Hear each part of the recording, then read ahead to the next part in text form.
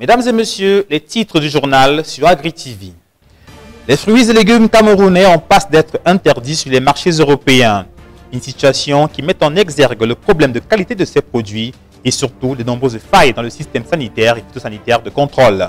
AgriTV vous déroule le chapelet des difficultés de ce secteur. La noix de cajou fait partie des productions encore peu exploitées au Cameroun. Son potentiel économique n'est pourtant plus à démontrer, comme vous pourrez le constater dans ce journal. Les entrepreneurs et jeunes Camerounais seront en formation pour apprendre le montage d'entreprises travaillant dans l'exploitation des produits agricoles. Afin d'en savoir davantage sur cette initiative, nous recevons son promoteur, M. Njad Payong, à la fin de cette édition. Mesdames et messieurs, c'est tout pour les titres. Tout de suite, les développements. Mesdames et messieurs, bienvenue au journal et merci de rester fidèles à AgriTV. Si vous habitez du côté de l'Occident et êtes fan des fruits et légumes camerounais, sachez qu'ils pourraient bien être retirés des marchés européens. Ceci fait suite à leur qualité questionnable, mais surtout aux nombreuses failles observées dans le système de contrôle sanitaire et phytosanitaire. Afin de mieux cerner les problèmes de ce secteur, AgriTV vous propose ce reportage. Officiellement, les fruits et légumes représentent 15% des exportations camerounaises vers le marché européen. Ce taux, bien que faible, pourrait encore diminuer dans les prochains jours car les fruits et légumes en provenance du Cameroun sont désormais en sursis sur le marché européen. Ces produits camerounais peinent en effet à remplir tous les critères exigés par les normes internationales en général et celles de l'Union européenne en particulier. Au niveau du Cameroun, la chaîne de production de ces denrées, tout comme le système national de contrôle sanitaire et phytosanitaire, présente d'importantes faiblesses. Que ce soit l'usage de certains produits interdits par l'Union européenne, les difficultés d'acheminement des récoltes, les problèmes de conservation ou encore ceux de conditionnement, les fruits et légumes camerounais ont de nombreuses lacunes. Les contrôles avant exportation ne peuvent donc pas être considérés comme fiables, surtout lorsqu'il s'agit de garantir la conformité avec les conditions d'importation fixées par l'Union européenne. Le fait est qu'en dépit de la délivrance aux exportateurs de certificats de conformité après contrôle de leurs produits, des volumes importants de résidus et autres substances nocives sont souvent découverts dans les fruits et légumes camerounais. Chiffre évocateur, entre 2015 et 2017, 159 interceptions ont été enregistrées et notifiées au Cameroun. Depuis le début de l'année 2018, de nouveaux cas d'interception ont également été notifiés. La mangue fait partie des produits camerounais les plus visés avec le nombre le plus important d'interceptions, 12 cas sur 20 en 2017. Ce fruit a été bloqué aux portes de l'Union européenne à cause de la présence de substances nocives tant à l'environnement qu'à la santé des consommateurs. Malgré la signature des accords de partenariat économique, les fruits et légumes camerounais ne peuvent pas encore prétendre profiter du marché européen. Et comme si cela ne suffisait pas, localement également, il y a des mesures qui tendent à retarder l'activité des exportateurs. En effet, la décision prise par les aéroports du Cameroun d'imposer 18 francs CFA de taxes sur chaque kilogramme de fruits à exporter a contribué à davantage ralentir le processus. C'est justement une mesure qui, non seulement décourage les exportateurs, mais en plus les pousse à la faute afin de sauvegarder leurs marchandises. Il faut le rappeler, les fruits et légumes étant des denrées périssables extrêmement, chaque jour passé après la récolte détériore la qualité des produits. Ainsi, face à la menace sérieuse d'interdiction qui pèse sur le marché des fruits et légumes à exporter, il est plus que temps que les parties prenantes tirent la sonnette d'alarme. Il serait en effet difficile pour la filière camerounaise de survivre à la fermeture de ce débouché majeur. C'est donc une véritable épée de Damoclès qui plane sur la tête du secteur d'exportation des fruits et légumes au Cameroun. Un examen approfondi fait savoir que les maillons faibles sont notamment la transformation, le conditionnement et la conservation. Afin d'aider ce secteur à mieux se développer, AgriTV propose quelques réponses et surtout quelques solutions à travers l'élément qui va suivre. Du fait du non-respect des normes, le volume des exportations du Cameroun vers l'Union européenne, malgré le démantèlement des barrières douanières, demeure très faible. La principale difficulté ici, c'est que les produits exportés ne sont pas issus de l'industrie de transformation. Ils sont donc plus sensibles au transport, tout comme aux aléas climatiques qui peuvent détériorer la qualité. Une problématique qui se pose même déjà pour la consommation locale. Vous voyez comment je couvre. Parce que quand le soleil touche, ça noircit et ça séchesse. Parce que c'est le vivre frais, ça ne dure pas. Après 3-4 jours, ça mûrit, ça noircit. Ça perd la couleur, la valeur. C'est pour cela qu'on est en train de perdre. Ça vient bien en brousse, mais arrivé ici, quand ça dort comme ça, que tu ne vends plus, ça ne fait que perdre la valeur. Pour ce qui est de la conservation, on n'a pas les astuces pour conserver ces produits. La seule façon qu'on peut quand même conserver ça, c'est de verser au sol et étaler. Là, quand l'air passe, ça rafraîchit ça et puis ça ne pourrit pas vite. L'exportation des fruits et légumes camerounais doit d'ores et déjà se plier aux normes de transformation et de conditionnement en vigueur à l'échelle internationale. On désigne par conditionnement l'action de placer une denrée alimentaire transformée ou non en contact direct avec une enveloppe ou un contenant. Ce processus fait donc appel à des outils tels que des bouteilles, des matières plastiques ou encore autres ustensiles qui empêchent le produit de s'avarier. Au Cameroun, ce conditionnement est encore archaïque, pour ne pas dire artisanal, et il occasionne de grosses pertes. On ne peut pas transporter dans les petites caisses comme vous voyez les gens de chez mettre dans les petites caisses. Le coût va être trop élevé et ça serait à la portée des consommateurs. Donc on est obligé de mettre dans les sacs parce qu'il endommage parfois les fruits. Parfois il y a les fruits qui pourrissent. Oui. Il y a les éleveurs, les porcs qui viennent prendre les restes. Oui. Et généralement, on fait tout et tout pour que la quantité qu'on coule soit un peu proportionnelle à la demande. Exporter les fruits et légumes frais devient de plus en plus difficile. Les barrières tarifaires sont un premier obstacle, mais il faut aussi compter avec le financement de l'agriculture en Occident qui assure la compétitivité des producteurs. Dès lors, la transformation locale de ces produits et leur conditionnement suivant les normes internationales se présentent comme les seules solutions véritables. Des initiatives existent dans ce sens au Cameroun, mais elles peinent encore à décoller, faute de moyens surtout, mais aussi faute de communication. Oui, il y a eu des structures jusqu'à présent qui ont essayé la transformation de la papaye en séchage. Ça veut dire qu'ils prennent la papaye, ils sèchent. Après ça, vous voyez un peu, pour déshydrater. Oui. Donc, mais ce n'est pas trop... les consommateurs ne connaissent pas trop cette forme-là. Oui. Ce qui fait que les gens qui consomment les fruits séchés sont moins, oui, puisqu'on les trouve dans des supermarchés. Oui. Mais les gens consomment moins les fruits séchés. Ce qui fait que ce n'est pas encore une option qui est trop vulgarisée. Les règles européennes d'exportation étant internationalisées, une entreprise qui les respecte peut aisément exporter vers n'importe quel pays dans le monde. Il est donc question pour les Camerounais œuvrant dans ce secteur de ne pas lésiner sur les efforts afin d'améliorer la qualité de leurs produits. Seulement, l'industrie de transformation au Cameroun n'est qu'imaginaire.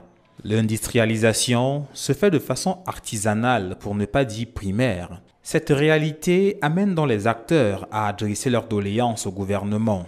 Nous sommes aussi des cultivateurs.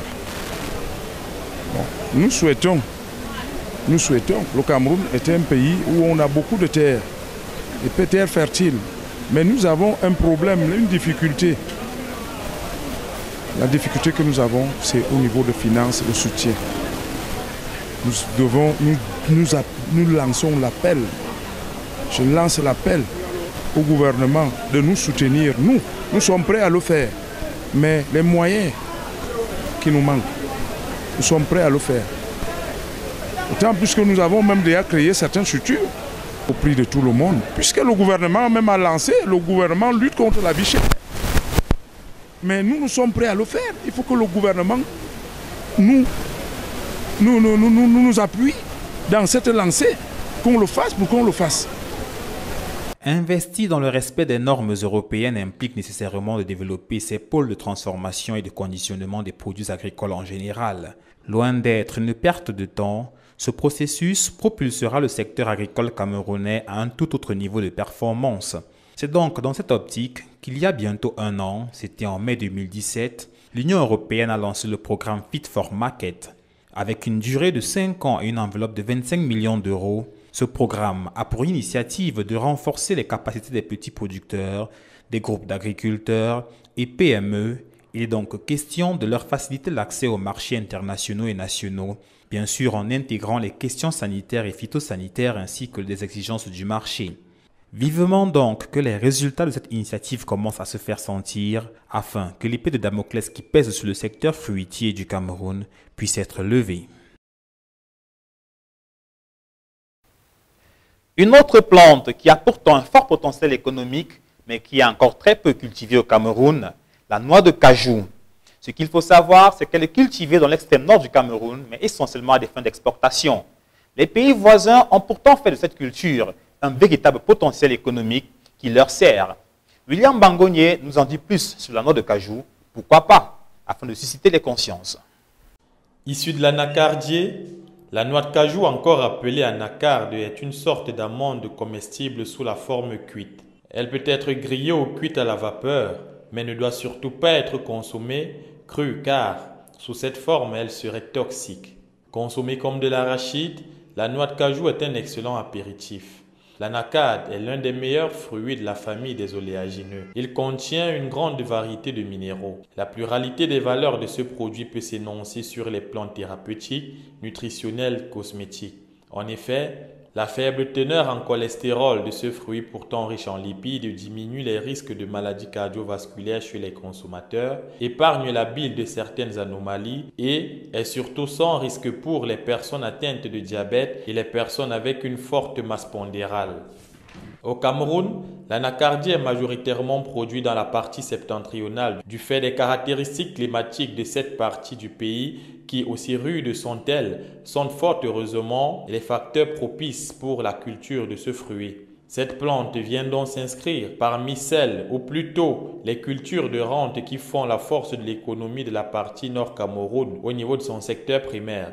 Encore que, au regard du coût élevé de l'acajou et de ses produits dérivés, le Grand Nord, en particulier le Cameroun tout entier, gagnerait à promouvoir la production de ce fruit. Une production agricole d'un fruit de cette envergure, c'est bien, mais quelle production pour quel marché? La noix de cajou, malgré les efforts qui sont ceux des rares acteurs de ce secteur de production, ne dispose pas de marché au Cameroun. La non-information des différentes valeurs de ce fruit par les populations locales fait en sorte que la production soit d'emblée destinée aux exportations. Même si entre les lignes des fournitures de cette filière méconnue au Cameroun, mais célèbre ailleurs, on peut entrevoir la recherche d'un meilleur gain pour les rendements jugés rachitiques de la noix de cajou au Cameroun.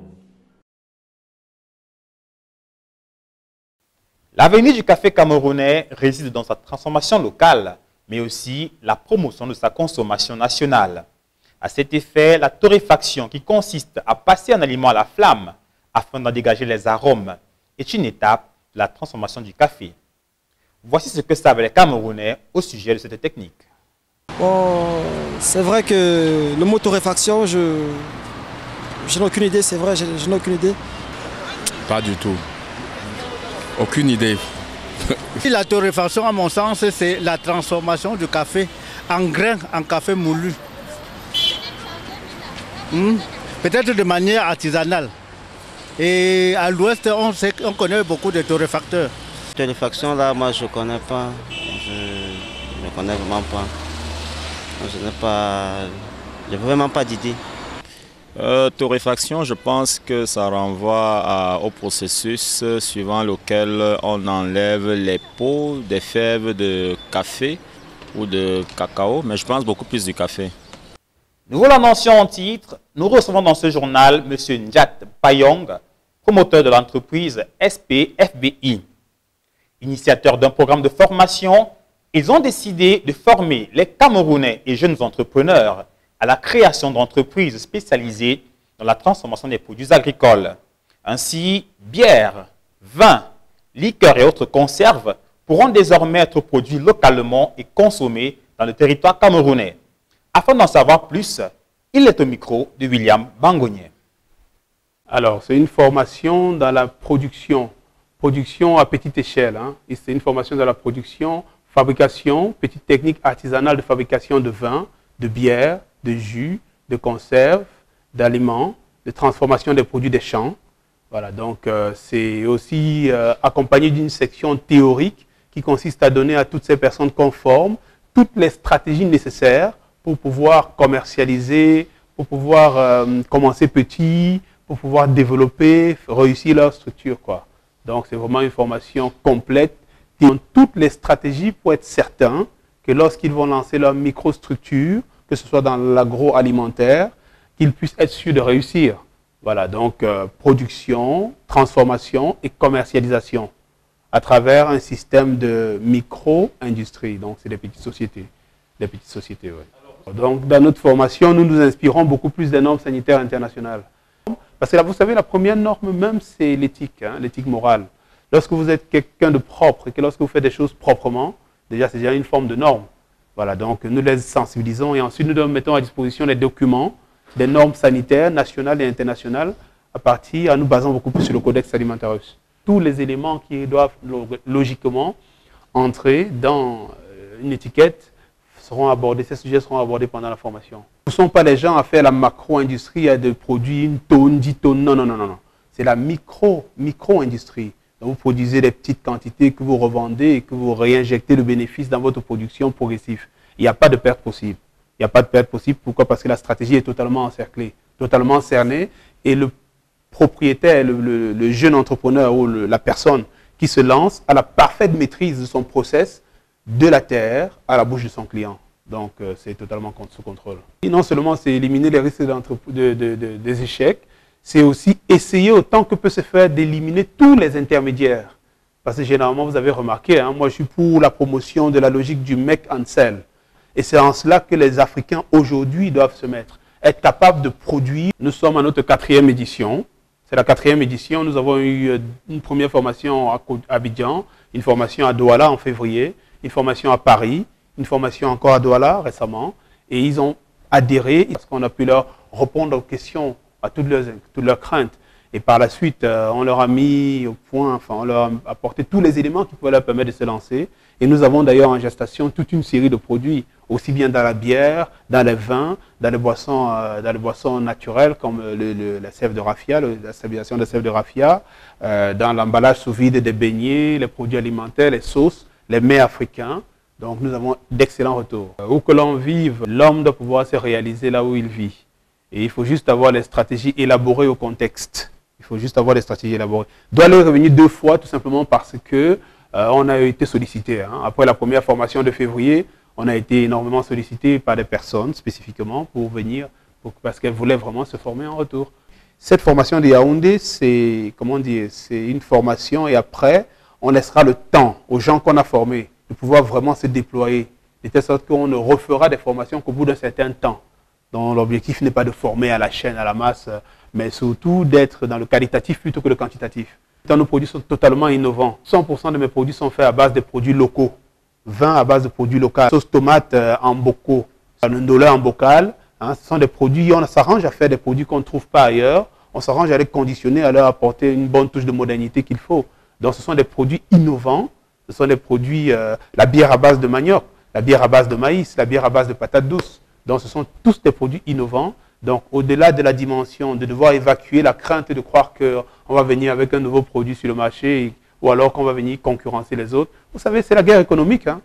C'est la guerre économique. Et ne soyez pas surpris que vous lancez votre produit et que demain vous ayez 10 000 personnes qui fassent le même truc. Vous devez juste être toujours dans la proaction, toujours être en train d'anticiper. C'est comme ça que l'esprit, lorsque l'esprit se met dans une logique d'anticipation, vous êtes rarement surpris. Le message que j'envoie au public de Yaoundé, dans un premier temps, c'est à un public qui veut s'en sortir, à un public qui veut faire quelque chose. Vous savez, quand quelqu'un veut vraiment faire quelque chose, il le fait.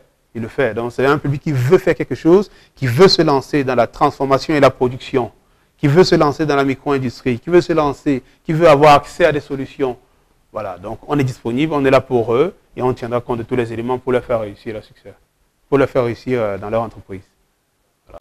Mesdames et messieurs, c'est tout pour ce journal réalisé avec l'aide de toute la rédaction. Merci de l'avoir suivi. Bonne suite des programmes. Et n'oubliez pas, nos programmes sont en différé sur nos chaînes YouTube, Facebook et Twitter.